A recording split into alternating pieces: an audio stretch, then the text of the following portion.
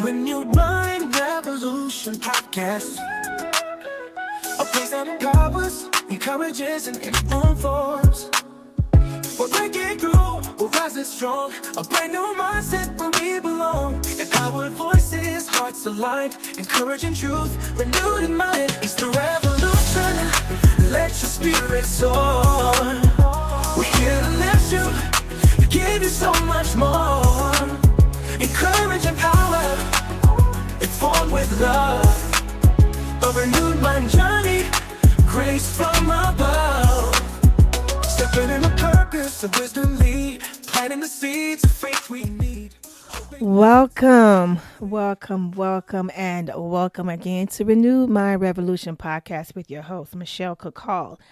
As always, it is my honor and it is my pleasure to be able to come on, share some tips and some tools with you that I know will assist you in becoming a better version of yourself. Now, this is our last podcast for this year. This is December the 11th of 2025. December the 11th, 2025. So this is our summary of 2025. And the only thing that would make me come back and do something before 2026 would have to be something very special in order for me to come and do something else. So this is like our end of the year summary of everything of 2025. Normally, I hit certain topics that concern people during the year 2025 or 2024 or whatever year we're dealing with, right? So I do an end-year podcast every year, kind of sum up some topics, major topics, but this time I'm going to go into some details with you. I'm going to hit some political, some social, some pop culture. I'm going to hit some things that we have all seen, unless you are living up under a rock or in a cave. And even if you're living in a cave, I'm thinking somebody will come and tell you, right? Knock on your wall. Okay. So everybody should know some of these topics that we're going to discuss to sum up the year of 2025. Now, to connect this, what we do here, the connection is there has been so much, right? And so here on this podcast, we always try to talk about, how can we get through things? How can we press through things using some healthy tools and healthy tips? And how can we, reset and regain momentum? And how can we adjust? And how can we learn? How can we grow? Right? Because on this podcast, we always talk about it is never too late to be great. It's never too late to reset, start all over again. So I completely still believe in that. And so in order for us to be realistic, right, about how to adjust and how to reset and how to move forward, then we have to deal with certain topics that affect us, right? And then there's going to be topics that might not affect you personally, but it's something that you heard, and it might, be some people that you looked up to, or it might have been some people that you appreciated their art or their music or whatever it is. And now all of a sudden you're hearing all these things, and it might, begin to question, things about your interpretation or ability to choose good characters, right? But we do know that people are flawed and nobody's perfect, but these are just, certain things that, we all have to face and deal with when we, want to look at certain people who are what they, I got air quotes going, celebrity status and so forth. So that's the pop culture that we're going to look at. And we're not going to go into a big deal about pop culture, but it's one part of this that I do want to share because it's my show, and I'm going to just say what bothers me about this issue. Okay, so some of the things we're going to deal about, that we're going to talk about, is going to be, we don't talk about a lot here, but we're going to talk about some major events that happen here in our country, United States of America, major events across the world, right? And we're going to talk about social changes, and we're going to talk about pop culture. So we already discussed that. What I want to tell you is a heads up for 2026. There will be some major changes in 2026 for this podcast. We're going to do a complete revamping of a lot of our topics, a lot of things that we address, a lot of things that we deal with, a lot of things that the core of this podcast will remain the same. It will absolutely remain the same, but we're going to just address topics that we probably wouldn't have addressed in the past, because I think it's important and it's imperative, and it's things that I am passionate about, and because I am passionate about it, I want to be able to share it with you. Okay, so let's get started. There's a lot that has happened in the year 2025. As always, we're excited to be able to look forward to 2026. Why are we excited to look forward to 2026? Because we know that it is an opportunity for change. It's an opportunity to reset. Things can change in 2026. And no matter what you think, no matter what side you are on politically or whatever else, things can change for the better in 2026. So we always know that when we wake up in the morning, when we open our eyes, take that deep breath in, that right there is grace. That right there is an opportunity. That right there is a chance for us to get it together, for us to have another opportunity, for us to renew, revamp, reset, release, right? So this is grace. When we take that breath first thing in the morning, even if you wake up with some aches and pains, the fact that you're alive, the fact that you on what our elders would say, and I always pick up the elders, or because that's how I was brought up. Whenever you're able to be on this side of glory, is what they say, right? In the land of the living, right? Then that's grace. So that means we can always revamp, we can always reset, we can always release, we can always change. So we know that as we are coming towards the end of this year, things can change for the better. They can, and that's the outlook that we are going to have moving forward towards the end of this year. Okay, so I got my little topic, and let's start with the beginning. So the beginning of 2025 brought many changes on the political fronts. As far as the world, the war between Russia and Ukraine continued to be a central global crisis in 2025, with intense fighting and major international negotiations. So what we saw was constant blame game. I'm going to break it down just from, my perspective, and from what I've watched, from what I've read, from what I've researched. It's just there's been a lot of the blame game, a lot of deceit, a lot of misinformation between this consistent fighting, right? Consistent fighting that's been going on a very long time at this point. So we know that there has been constant conversations, and that's what it means when it says negotiations.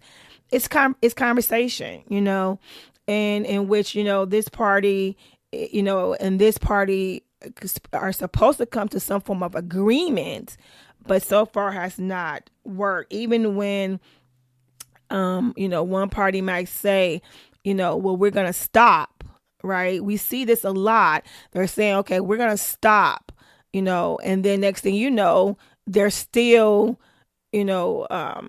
invading, they're still doing things that's causing a lot of life loss, right? So that's one thing that we're seeing is a lot of continued fighting and crisis between Russia and Ukraine. Okay, and so it's been going on for a very long time, and it has not stopped, even as we are ending the year of 2025. Relations between the United States and the European Union frayed, described by some analysts as a new Cold War. So there is some issues right now that has been going on right now between United States and the European Union, okay, under the President Trump administration. In 2025, we saw numerous powerful storms. I don't know if you remember, but there's been a lot of fires. There's been a lot of hurricanes. There's been a lot of tornadoes. And right now, this extreme cold front that even here, I'm in Illinois, and even here, we're seeing like the end of this really cold, cold front. Not only that, but we receive more snow than we have received for the month of December in years, So we've seen a lot of powerful storms, flooding, heat waves. We've seen a lot of wildfires around the world, from Southeast Asia typhoons to severe droughts and wildfires in Europe and the US. So there has been a lot of extreme changes in our climate, And I remember, like maybe the last 2 years, we were talking about here, we didn't really get a lot of snow or cold for the winter. And we were just saying how strange that was. And just knowing that when this year came, there was going to be, a lot of changes in our weather, like really cold, a lot of snow. We kind of felt that because we hadn't really got anything like in the last 2 years. And being here in the Midwest in Illinois, we're used to it and we're used to seeing it. And so all of a sudden this year we're getting that. So there's been a lot of horrible experiences that people are having with our climate. And we've seen it, like on the news. We've seen a lot of the wildfires that they literally could not get under control for long periods of time. So many properties lost, lives changed. We've seen the stories, we've seen the pain and the cries of people. Here, I know in California, they experienced a lot of that.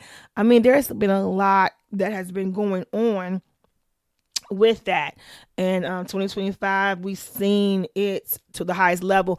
I know with me personally, having this, your insurance company change on you because of that. Like your premiums went up, because of the fact that there was so much happening in other states, that even if you were not necessarily affected by that, you were affected through your insurance company. So my insurance company, wanted to go up because they have had to pay out, so much for all the changes that went on in the wildfires that went on in the state of California.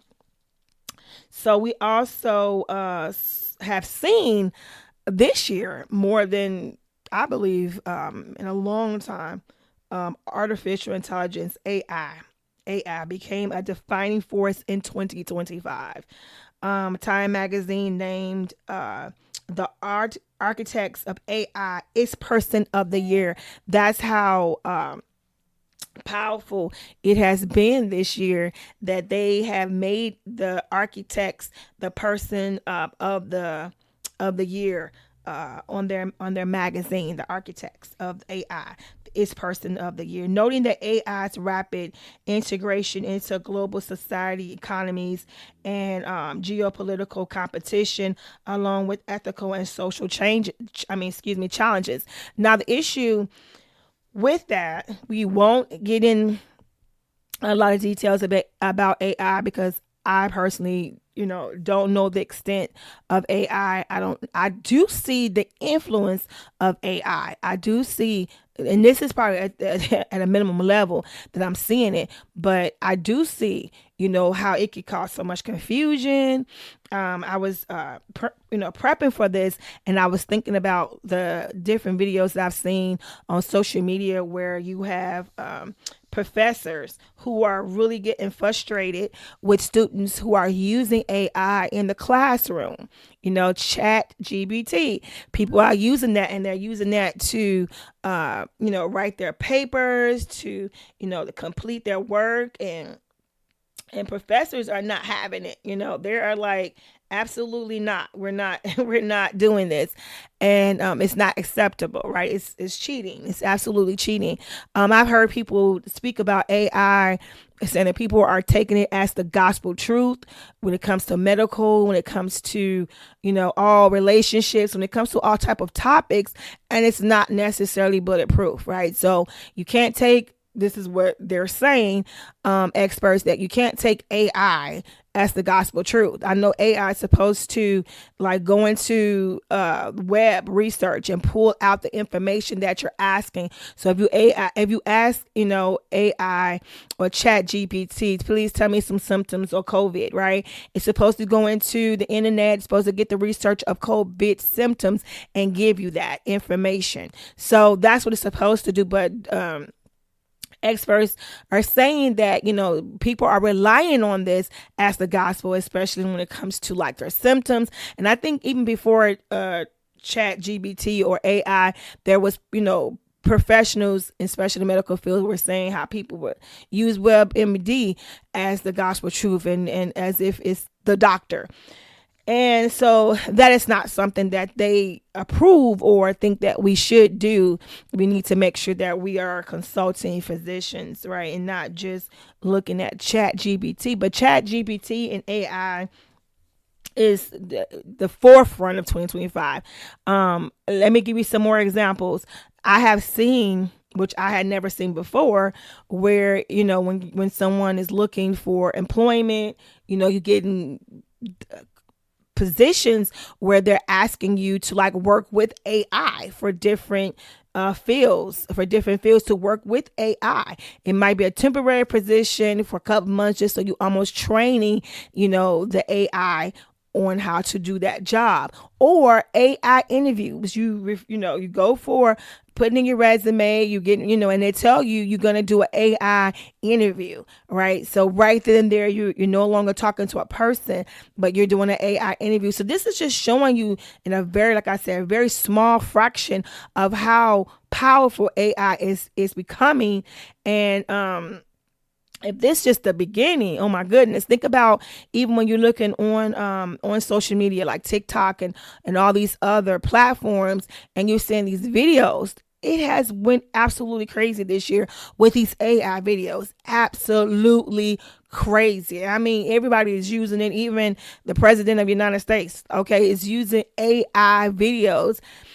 Sometimes they are obviously not real, and then sometimes you have to take a look to see, if it doesn't have, any type of mark on there to tell you and show you that this is AI. People have questioned, oh my God, I hope this is AI. Oh my God, is this AI? Because you really can't tell anymore, and that's just the scary place that we're in right now. We're seeing more of the robots coming out now. More people have actually invested into the robots now being put into their homes, and I mean there's just a lot going on with artificial intelligence. So there's a lot that's happening right now with 2025 and that. So 2026, I'm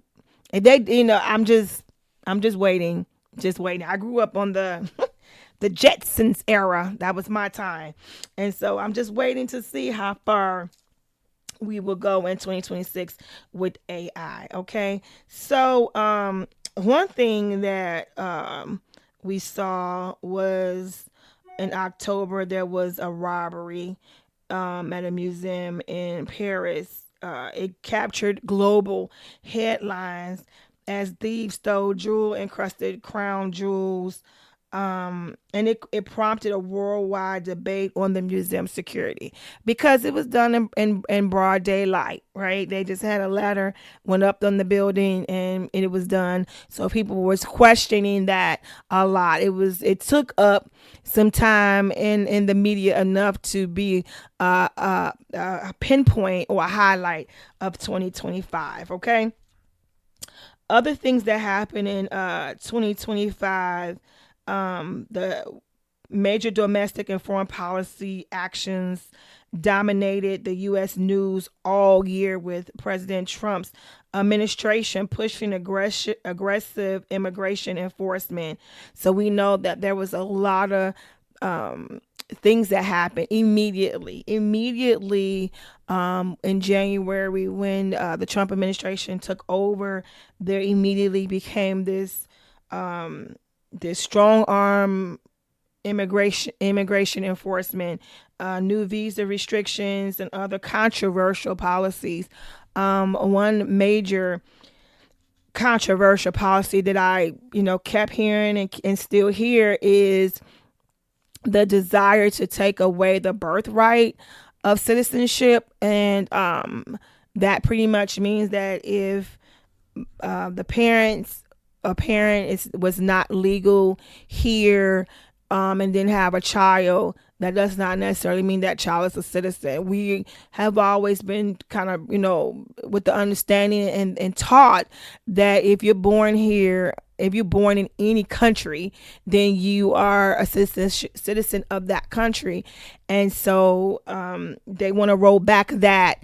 And so that is a very controversial policy that is now still trying to be implemented when it comes to the immigration enforcement. So we've seen, even if you're not here from the United States, I'm sure you've seen the news because it's become very global, right? To see the ICE agents and their interaction with protesters or their interaction with just those that they are arresting.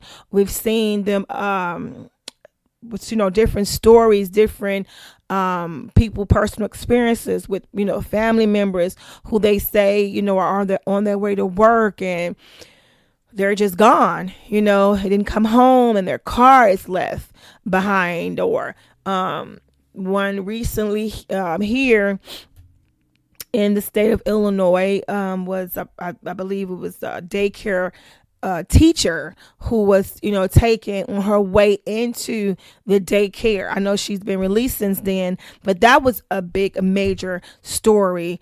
And I think let me not say I think, I know one of the major concerns about these stories like this is because the original thought was that we are going to get, this is from the Trump administration, we are going to go after and get the worst of the worst, right? We're going to get the criminals. We're going to get those who not only have come here illegally, but those who have committed, crimes. Maybe they ran away from that country committing a crime. They've come here committing a crime. We're going after these people, these horrible, criminals and thugs and, all this. And so when someone sees someone going into their job as a daycare teacher who is loved by that community and the students, then it becomes extremely controversial because it's kind of going against everything that was said prior to the administration coming to office. So I would not have the time on this podcast to go into detail as much that we have seen and the way the operations have been taking place. I wouldn't have the time. But what I will say is this, because I'm going to give my opinion. What I will say is this: I think it is absolutely illegal for any form of government to go into people's homes, cars, on the street or whatever, and not identify themselves and take them off the street. I think, or take them out of their homes or out of their jobs or whatever. I think it is absolutely illegal to do that. Why do I say that? Because you have to identify yourself. Even a police officer, if a police officer pull you over, the first thing they have to say is, hey, I am the police. Hey, I am, officer. I am, you have to identify. Why do you think you have to identify yourself? These people are walking around with masks, right? They're covering up their entire face. They're not the SWAT team. They're covering up their entire face, okay? And they are driving in unmarked cars. So that's not like you can necessarily, know who this person is. They're driving in unmarked cars, and they're not all the time identifying themselves. So people have said, right? And so even the videos that I've seen myself, I do see them wearing masks. I do see them driving in cars that are not identified, as some type of law enforcement. Okay. And so the problem with that, this is very practical. Hear me very clearly. I am not here to talk or debate any political sides whatsoever. This is basic common sense. Hear me very clearly. The problem with that is what keeps anybody from snatching somebody off the street. Think about it. If a person does not have the credentials shown, if they are not responsible or told or obligated, that's the word I'm looking for. If they're not obligated, okay, they're not obligated to identify themselves. What makes a person know on the street if this person is who they say they are? It could be anybody who decide, I have a grudge against you. I want what you have. I want to rob you. I want to do whatever to you. And they could pull you over. They can box you in. They could take whatever you have. They could do, because they haven't identified themselves, right? So it could be a stranger. It could be just any person that can literally have a truck, put on a vest, and come with a mask on and just snatch people, and that's a dangerous thing. That is my issue. That is one of my major issues, is that they're not identifying themselves. I worked for years with the state of Illinois for the Department of Human Services.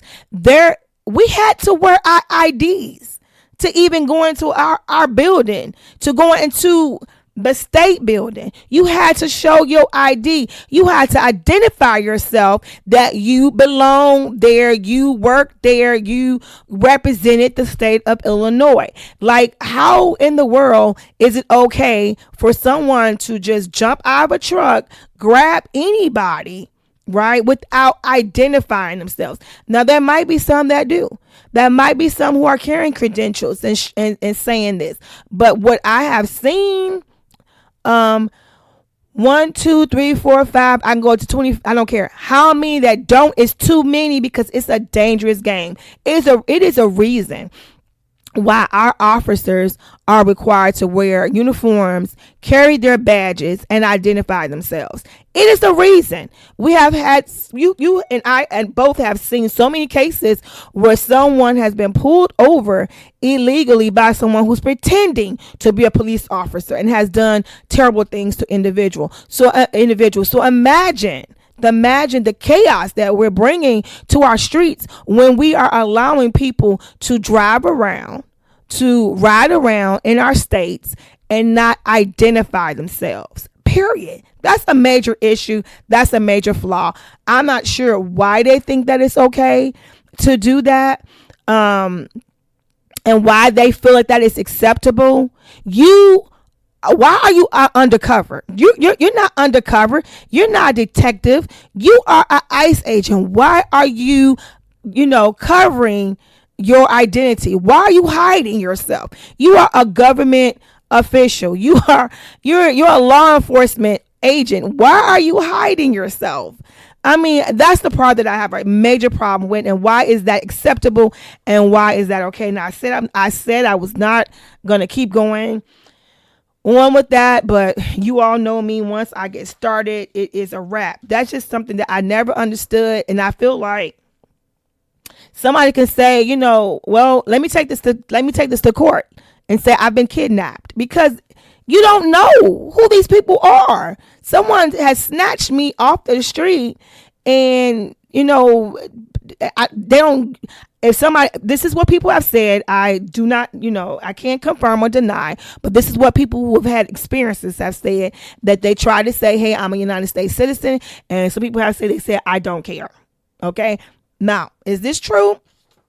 This is what people are saying. And they're telling them, I don't care. They say, wait a minute, I have the paper. I don't care.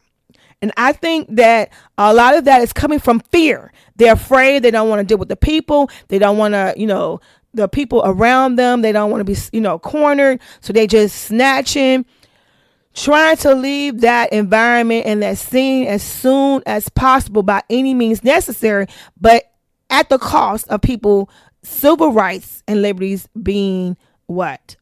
Compromised. Being compromised. Okay.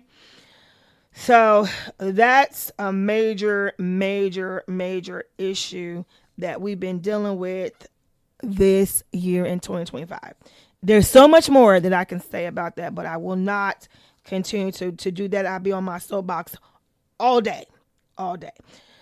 Okay. Another thing that's happened this year is the Trump administration scrapped plans for, and this is just recently, scrapped plans for the new quarters that honored abolition, suffrage, and civil rights, and instead favored traditional historical figures. So this is just recently. They've done that. So that is gone. On January 18, 2025, we had here what was called the People's March. I wanted to talk about that because we had several marches this year regarding, the changes that's happened here, major changes that affect people's lives. So we've had large demonstrations in Washington, D.C. This was January 18th, 2025, which focused on women's rights and reproductive freedom, in environmental justice, and civil liberties.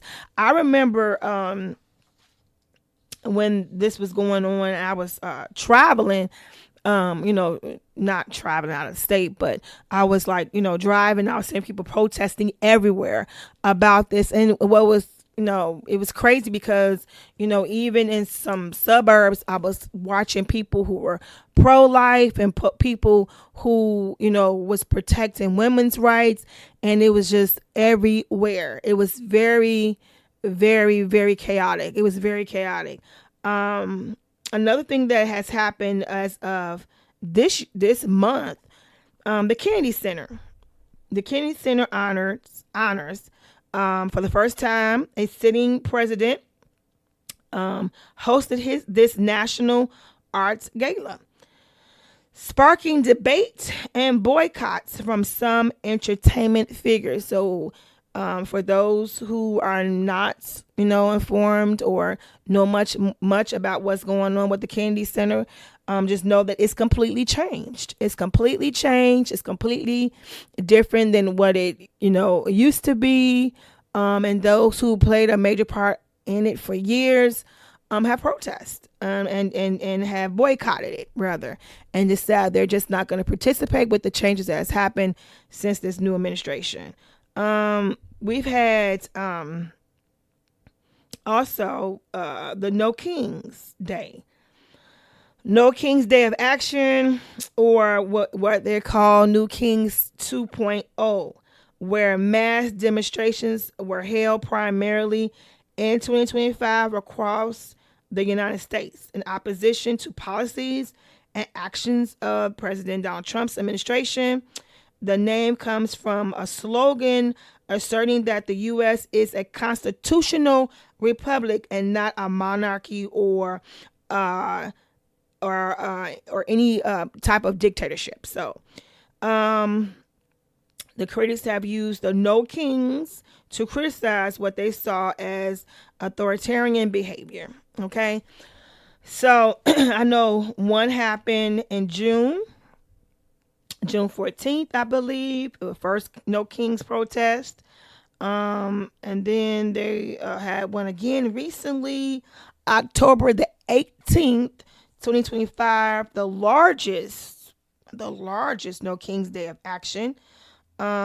This October 18, 2025, was organized by coalitions of progressive and civic groups, and they estimated that nearly 7 million people participated across all 50 states in more than 2,700 individual rallies.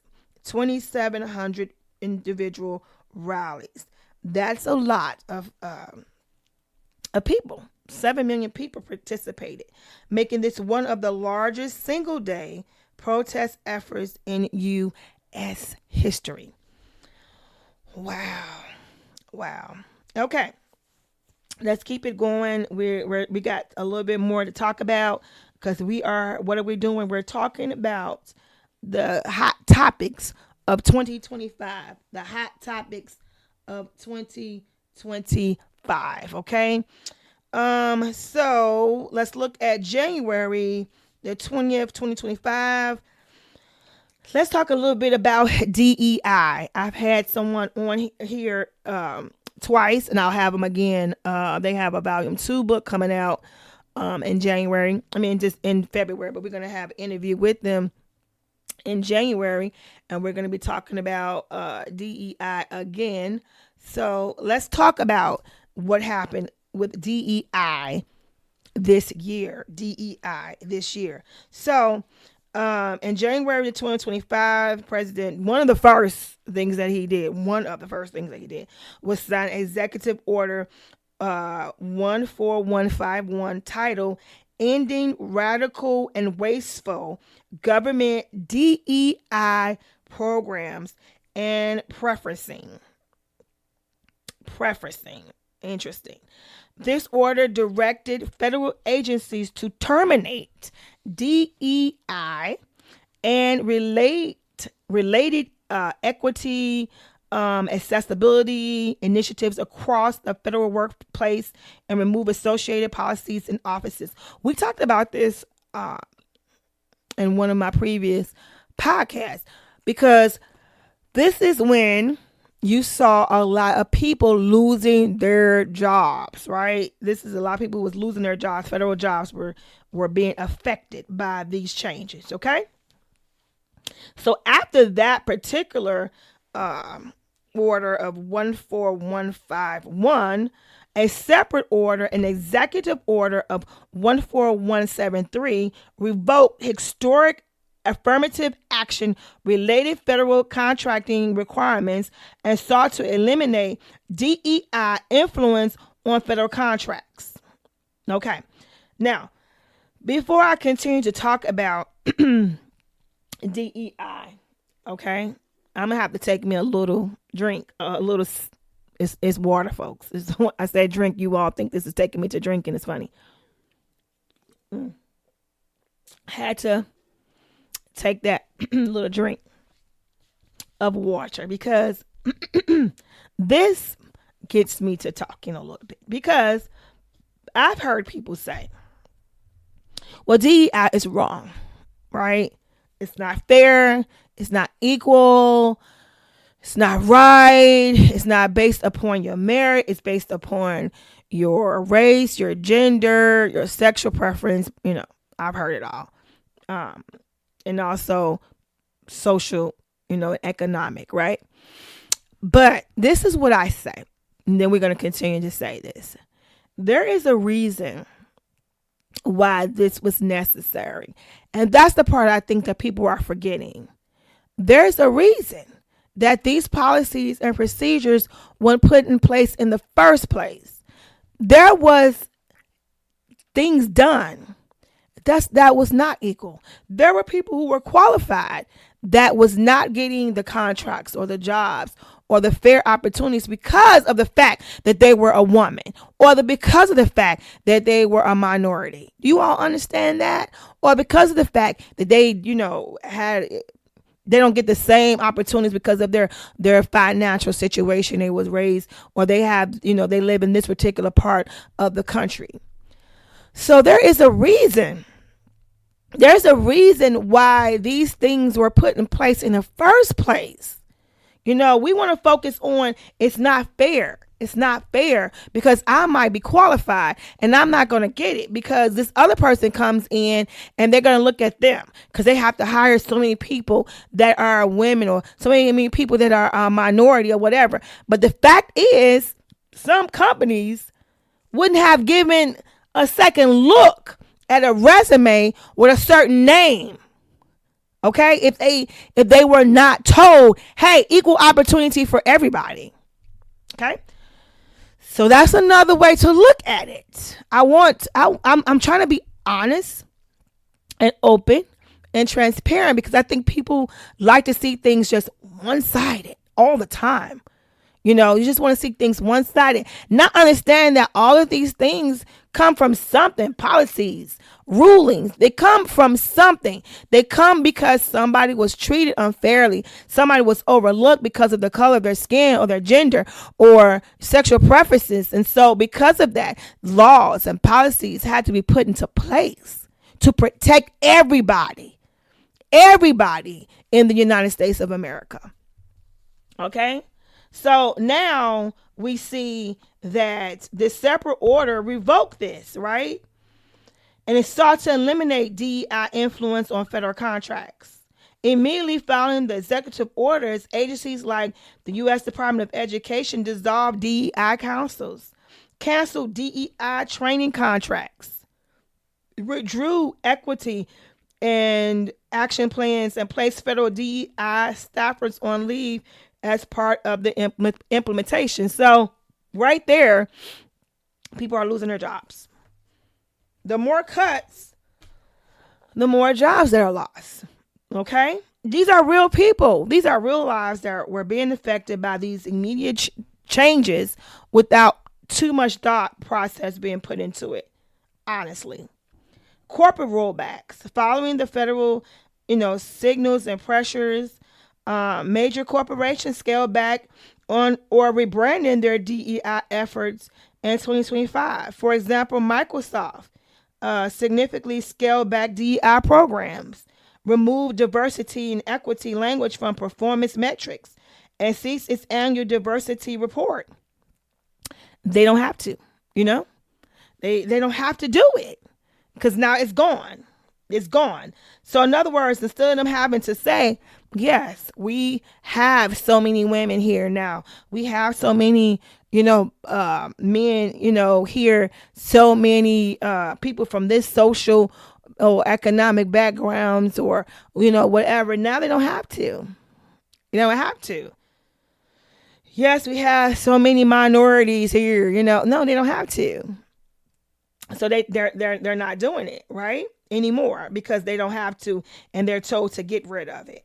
Okay, we don't want that to be a part of our government programs anymore.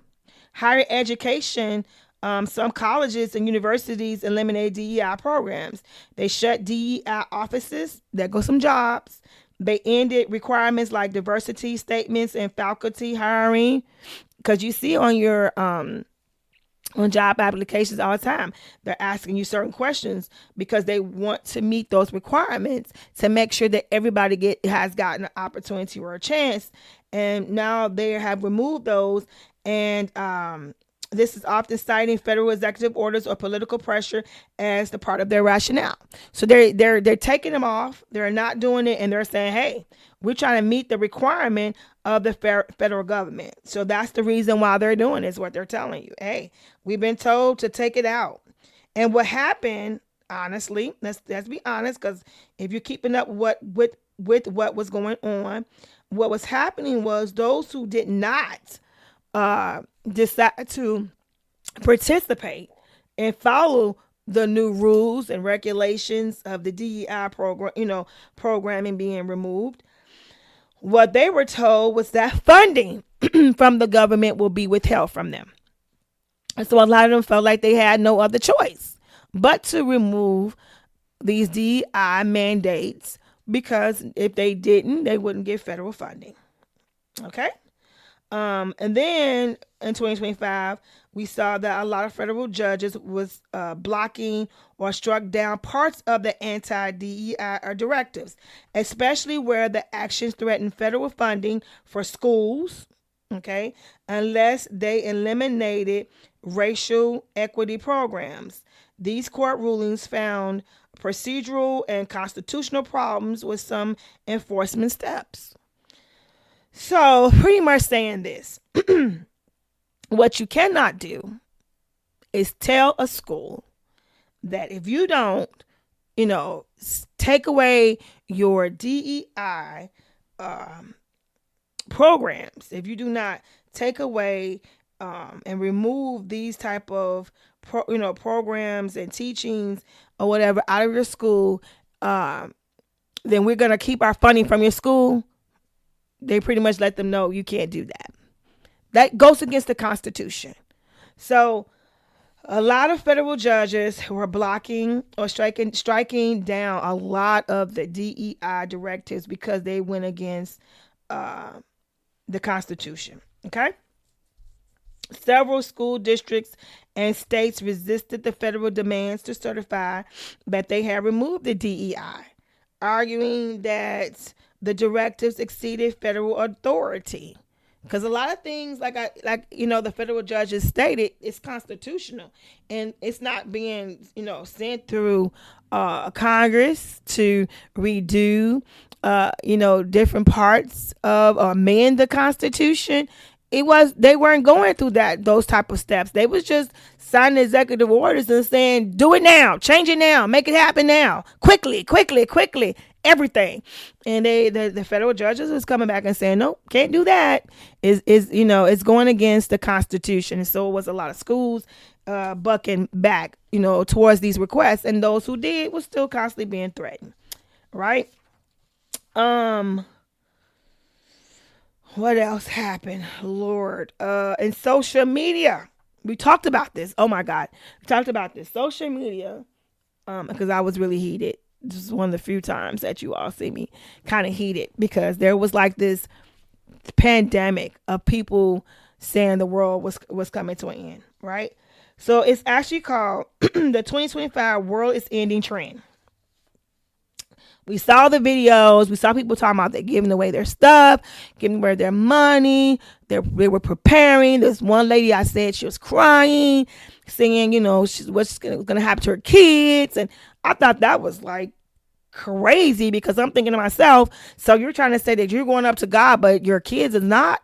What was the thought process? What was the thinking in that? Right? But this is what was going. 2025 has been extremely interesting, to say the least. Okay, so I did say in the previous podcast about this particular topic that I think it was like this pastor, don't know who he is as far as his name right now. I didn't write it down, didn't keep it in my thought process, didn't want to have it in my head. That he kind of sparked this as a prophecy that this was going to happen, right? And so the social media saw this, right? And apocalyptic anxiety. It spiked apocalyptic anxiety. It's what it's called, right? And it was driven mostly by viral posts, sensationalized predictions, okay? Misinformation, several unrelated global stresses. They just took a lot of things that went on. Our weather changes, all the things that I mentioned earlier, the technological change, the economic uncertainty, political instability, all blended into a cultural movement where people kind of like, joked, and some wasn't joking. They was quite serious, that the world was on the brink of ending, right? And so you have platforms like TikTok and X amplify the trend through memes, countdown videos, dramatic speculation, and it was a big deal. It was a really big deal. I know I was getting texts and calls saying, "Hey, you're still here," and it was not funny to me. I didn't find it funny at all, because there was a lot of people who was claiming to be Christians and believers, and they were participating. So I personally had a hard time listening to that and watching that unfold. I didn't find it to be humorous whatsoever. Overall, the world is ending trend of 2025 was less about, according to the internet was less about literal belief and more about collective stress and burnout humor as a coping mechanism and viral exaggeration fueled by social media. I saw people who were genuinely concerned, but there were definitely people who were making fun of them. Okay, so there was a mix. If you ask me, there was just a mix of dark humor, social commentary, and internet, dramatics. But it was very alarming to see that. So let's get to the last part. This is the last part of this podcast. And I'm going to end it on this because this is something that the pop culture of all of this, right? It bothered me. I'm going to try not to dig deep into the documentary itself because this is about the documentary. But I'm going to talk more about what people are saying after the fact, right? So, of course, we all have seen it's trending on Netflix. It's called Sean Combs, The Reckoning. Sean Combs. For those who don't know, Puff Daddy, P. Diddy, right? So this is Sean Combs, The Reckoning. This was released December the 2nd, 2025 on Netflix. I personally could not wait. I knew about this like last year. I believe we heard about it when 50 Cent was saying that he was going, and maybe it was early this year. I'm not really sure. But I know he was talking about how he was going to release this documentary on Sean Combs. And I have been waiting since he had, since his case was over. I knew, it should be coming. Then I thought, well, maybe it was just a rumor, is it really going to happen? And so, to be honest, I didn't see a whole lot of publicity about it prior to. It was like quickly, it just told you like it was coming, and then it's like maybe a couple of weeks or so, it came like right after that. It was really strange to me. So I was like, and when I first saw it, the promo for it, I thought it was like a joke. Because like I said, AI and everything else, you just don't know what's real anymore. And so I said, oh my God, is this really happening now? Is he really getting ready to release, this documentary? And this was a 4-part documentary series. It was produced by Curtis 50 Cent Jackson, directed by Alexandria Stapleton. And I waited to watch it with my family. It's what we do with certain things. Certain things we kind of sort of pause, talk about it, pause, talk about it, pause, talk about it. So certain things you just, you watch by yourself in my house. And then there are certain things that we as a family like to sit down, talk about it so we can pause it, have a conversation. We talked about this for days. We literally talked about this for days. And, the more stuff we see, we still come back and talk about it because we just found it interesting, right? So what happened on this documentary? It touched several topics, right? It talked about the rise of, Sean Combs. It showed how he became the founder of Bad Boy. It talked about his connection and assistance with other artists. It talked about his legal troubles and convictions. It talked about his interactions with his employees, people, artists, and it talked about just a lot of other things that we kind of speculated, some things we didn't speculate. I think what was interesting or different about this documentary was it starting off with this footage that was filmed days before his 2024 arrest, showing him in New York City hotel room discussing his legal strategy and his federal case that was coming up. But I think what other things that was interesting is hearing from people that we probably hadn't heard before. Some people I've heard before several times. I've heard them from TMZ, because they did their own story maybe a couple of times. So, but there were some that I had not heard speak. And that was important to hear that. But there was, some themes there.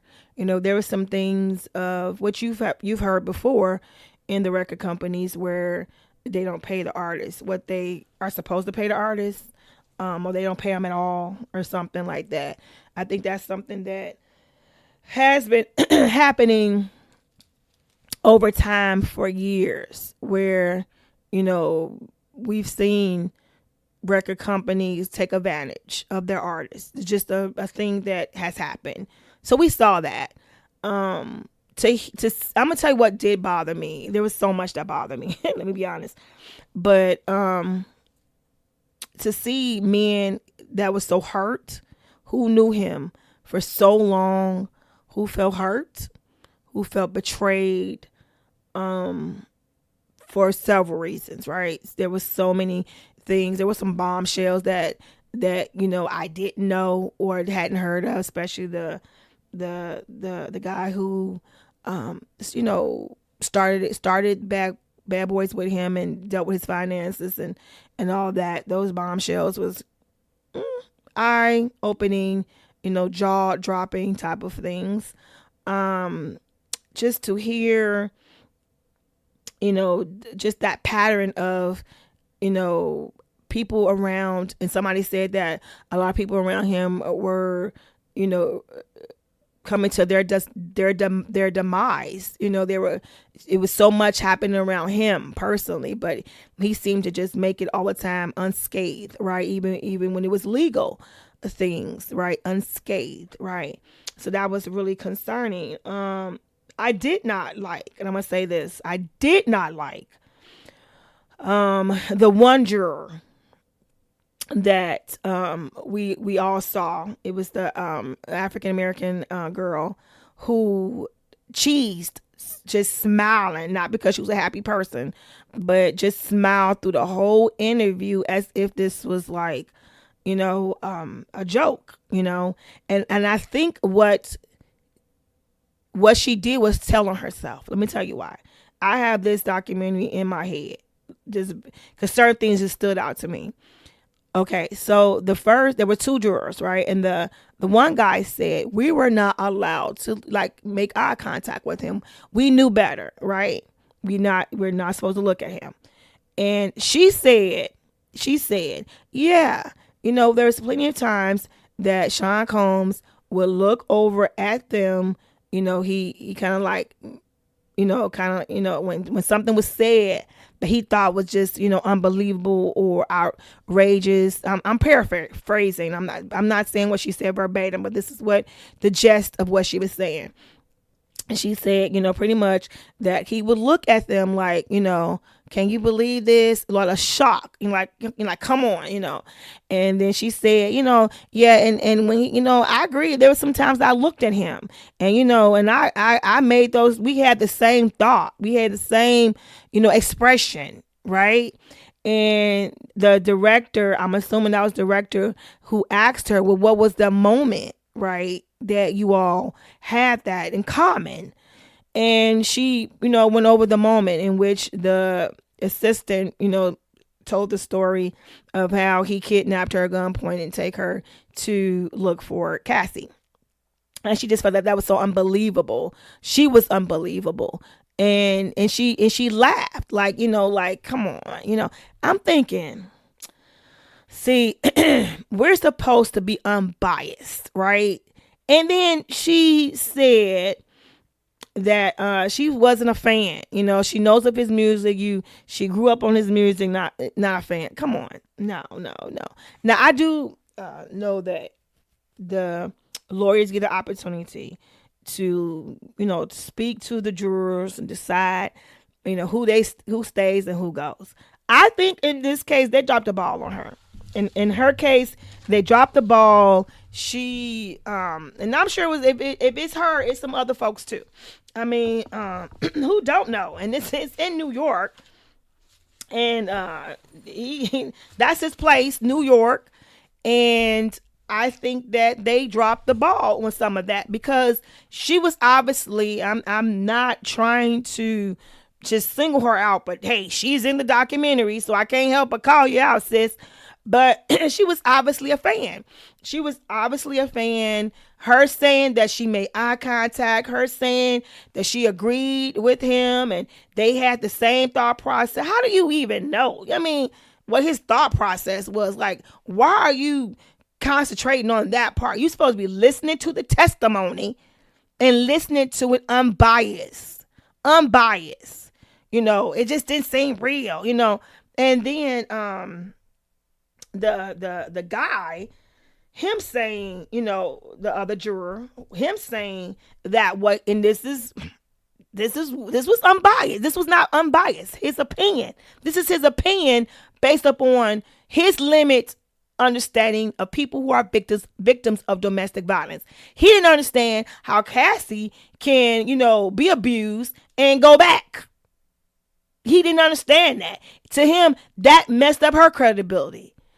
I don't know if anybody caught that. I don't know if anybody heard that, but I did, and I didn't. And I was like, yeah, I'm sure he thought that. I'm sure he thought that. And so the unbiased part was not.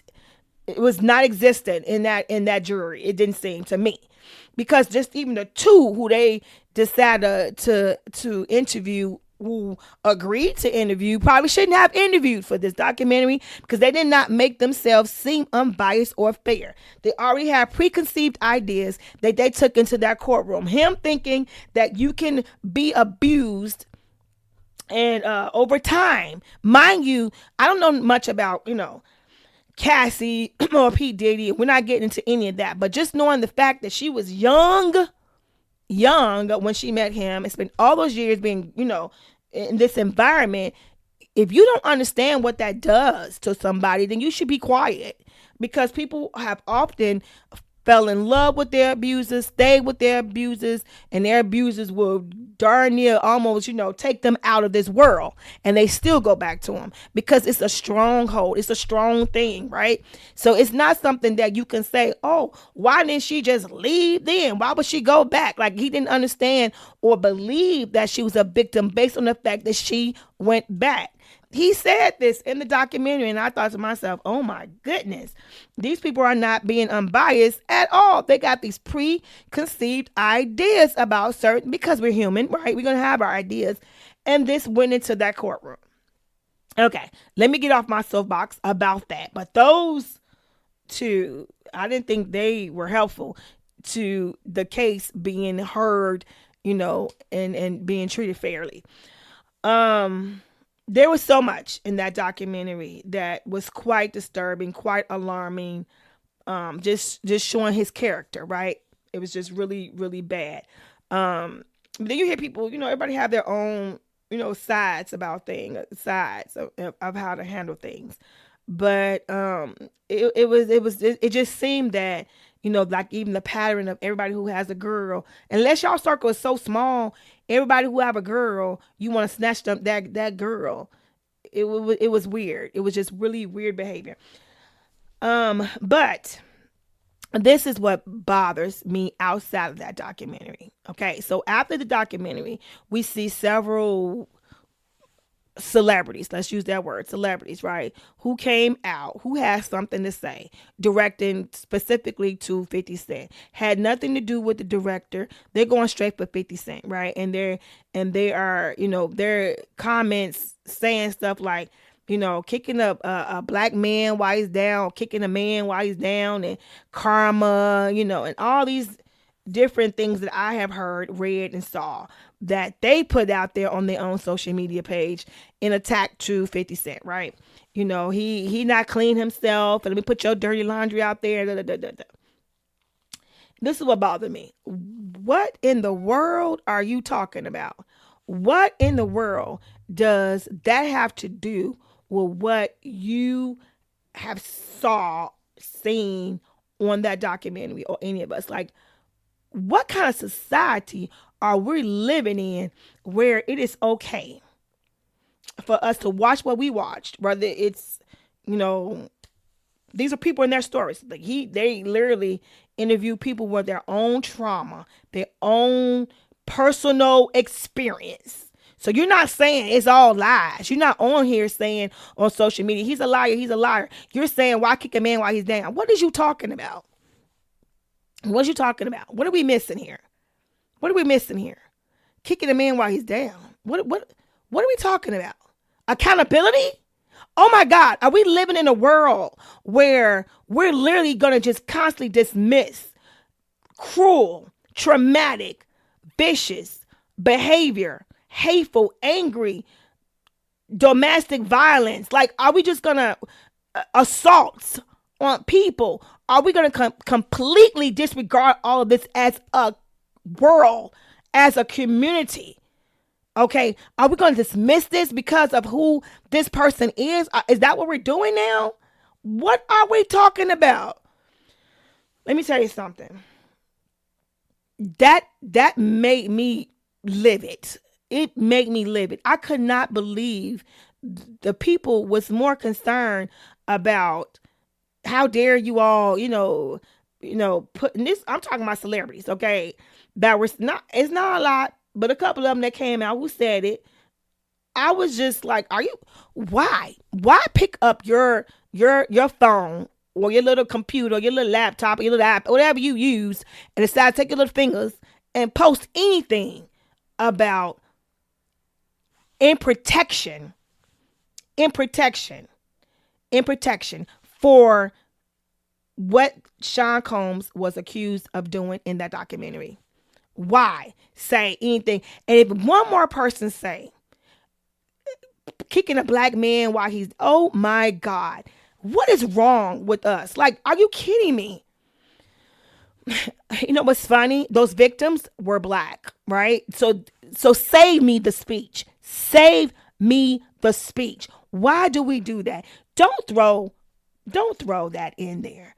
Don't throw that in there. Do not throw that in there. That was so offensive to me, and it ain't even me. I don't know 50 Cent from nothing, but that was unbelievable to me, to just take your time and make all these posts and it's going back and forth. He's handling it really well, right? Because that's just what he does. He doesn't care. But me being, an African American woman, and watching that and watching everything before that, and being and kind of being raised, during that time and growing up, doing all the stuff that was happening while it was happening, to see people kind of constantly, let me tell you something. What you do when you do what you're doing, as far as making all these posts and saying kicking somebody while they're down, all you doing is telling yourself. You're telling yourself. You're making yourself look bad, because this is not a fight that you would want to be in. This is not a fight that you would want to be in. You're not protecting. He's grown. He could protect himself. And his whole regime can. But it is time that we stop normalizing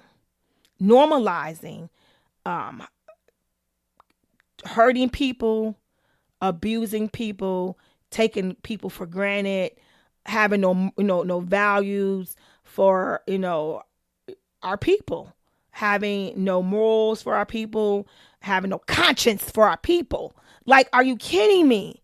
Are you kidding me? You all show more compassion for him than you do for those poor people who were sitting here telling you that they were hurt, that they were abused, that they were assaulted. I mean, the story kind of starts off with the lady who's telling you that when she was younger, that happened to her after she was in a music video with him, and she tells you what happens to her. She reads the letter that her mother wrote to his family. Like, her pain is there. Are you kidding me? And you worried about kicking a millionaire, while he's down, while he's literally have completely made these conscious choices and completely has stepped on pretty much everybody's head on his way there. Like, and he would do you too if he get a chance. Like, I don't get that. It was bothersome. Can I say that in a nice way? It was very bothersome to watch and still watch people go back and forth, back and forth. And I'm like thinking to myself, it shows your character. It shows who you are. If you decide to look at that documentary and decide, I'm going to tell, everybody in the whole world, this is what you did, and you don't have a right to, throw no stones. And, okay, let me tell you something. They told the story. The people who were hurt. They told the story. They have a right to tell their own story. If somebody has hurt you, abused you, mistreat you, cheat you out your money, or, all kind of things that was listed in that documentary and other documentaries, they have a right to have a voice. Why is that so hard to understand? And what y'all not about to keep trying to do is normalize, to just keep pushing victims in the back. They don't exist. Their pain don't exist. It exists. These people are hurt.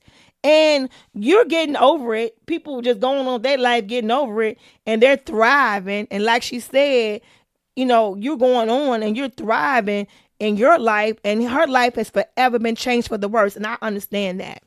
I completely understood when she said that. For me, that gave a lot of validity to what she said, because she spoke from a person who has been a victim. Because that's what happens. The person seems to go on with their life and they're fine, but they have left behind somebody who has been damaged. So if y'all want to come together as a community, then y'all need to start learning to come together as a community for those who have been hurt, for those who have been mistreated and abused. You got sisters. Y'all got sisters. You have mothers, you have aunties, you have nieces. You know what I'm saying? And in his case, it was not just women that he hurt and abused, but there were men too. So are you all kidding me? Are you kidding me? It's the stuff that I saw was real. I feel like I'm a very good judge of character, and I'm gonna stand by that. Okay. And so I might not always, say that person is, no, they're not right. But I already, I could say it in my head. I probably not openly say it to everybody. Hey, that person ain't right. But I could see it. I could definitely see it. And I saw a lot of pain. I saw a lot of pain. I saw a lot of hurt. I saw a lot of hurt. That was the word for me in that documentary. People were hurt. To see these grown men cry, based upon what happened to them was hurtful. It wasn't just money, y'all. It wasn't just money. It was betrayal. It was violations. I mean, there was a lot, and there was things that people, have questions about and they kind of make fun of in their own way. But, I'm going to say this. You just never know what people go through, why they go through it, or why they deal with it, or whatever else. And just pray that you're never in their shoes, right? Because we don't know how we will handle things until we are in that particular place, right? Because I know now at the age of 50, a lot of things that I said I never would have dealt with, I never would have, put myself through, I never would have tolerated and all this. Yeah, I tolerated that and more. I've dealt with that and more, right? Because you just don't know until you are faced, right? A lot of people who go through different traumatic events, they would tell you, I never would have thought. I never would have thought. People who have become victims of domestic violence would say, I never was that person. I never thought that I would have allowed that, to happen or whatever. So, and because it don't always happen at once. There's a lot of grooming. There's a lot of time that is put in to get a person in a mindset to tolerate a lot of stuff that the average person is just not going to tolerate. And if things happens immediately, then you are able to brace for it. You're able to deal with it. But after you've been groomed over time, you don't necessarily know how to deal with it because you've been changed, right, over time. You've been prepped over time to tolerate more and more and more and more and more. So it takes a very strong person to open their mouth and say, hey, I've been hurt. I've been victimized. I've been mistreated. I've been assaulted, right? It takes a big person to admit that and to say that. It takes a lot of strength, and a lot of you cowards don't have that type of strength. A lot of you cowards do not have that type of strength. And I'm saying anybody who decide that they are going to make fun of, or they're not, or they're going to push back and hide the victims of any of these cases that we've seen, including Epstein files, that we've been hearing people, I heard of that years and years and years ago. And just to, even that, people who, what is the reason? Why do we need to do it? And all this. I didn't even mention that in 2025 hot topics, but definitely was a hot topic. And so I could conclude that with this, for those who want to feel like, what is it? Why is it important? Why? Are you kidding me? Are you kidding me? Because once again, it has changed somebody's life for the worse. These people have been hurt. They have been broken. They have been traumatized. And a lot of these people were minors. Are you kidding me? That's why. That's why. And so, when somebody would say, well, to release those things going to hurt a lot of people. What about people that it was done to? Why are we now living in a world where, once again, we care more about the abusers than the victims? I don't like that. That is not something to normalize, people. That is not something to normalize. To care more, concern yourself more about the one who did it, the crime, than those who were a victim of the crime. Your compassion, your concern is for those who did it, and not for, we know people go through a lot of stuff sometimes and get to that point. If that's your type of compassion, then okay. But still, there has to be accountability. And we are not about to shut the mouths of the victims and push them to the side as if their voice doesn't matter, because you want to protect those who have power, who has money. Are you kidding me? Oh, no. Oh, no. Oh, no. Oh, no. So that is what bothered me. I saw that a lot in 2025. And for it to end with 2025 with that same theme of quieting the victims, not giving them a voice, so that those who, were the ones who committed the acts are able to be protected, is shameful and is horrific. It's shameful and horrific. And I am praying that, things change in 2026, and that those who have been hurt and mistreated get their just. They deserve it. Absolutely deserve it. It's not for me to, try to figure out why did they, do it, or, stay, or, go back, or any of these questions people keep saying. It doesn't matter. It doesn't matter. So I am praying for those who are victims of any type of assaults or abuse or domestic violence or any of those things. I'm praying for you as we conclude the year 2025. So we have talked a good time. And we've hit some great topics of hot topics of 2025. 2026 is going to be great. I can feel it. I can feel it. It's going to be great for us. It's going to be great for this this platform. Please share this platform. Please share this podcast with someone and let them know that we are hitting the topics. We are hitting things that are important, things that are life-changing. So we're hitting these topics as we conclude this year, because I want us to deal with what is affecting us. And all these topics that we talked about today has directly or indirectly affected you, and it has affected me. And so that's important. That's why we're dealing with that. But understanding that things can change, things can and will get better, no matter what it looks like, no matter what it feels like. Understand it can and will get better. So I always say, I don't care what it looks like. I don't care what it feels like. I believe God, right? I believe God. So believe that with me today, that no matter what it looks like, no matter what it feels like, we're going to believe God, believe that things can change, things will get better. Believe that, we can handle everything that he allows to come in our path. We were built for this. We were made for this. He has strengthened us to handle this. Okay. So thank you so much for listening to Renew Mind podcast. I have been honored to be your host, Michelle Cook Hall. This is going to be a great season coming up. I want you to get excited. I want you to remember that we're going to start doing this revamping as soon as we start January. We're going to get ready to our first show is going to be January the 8th. And I'm excited about that. And we're going to have some good information to share with you. And then after that, we're going to continue to start, hitting these topics and sharing and having, special guests on as we always do.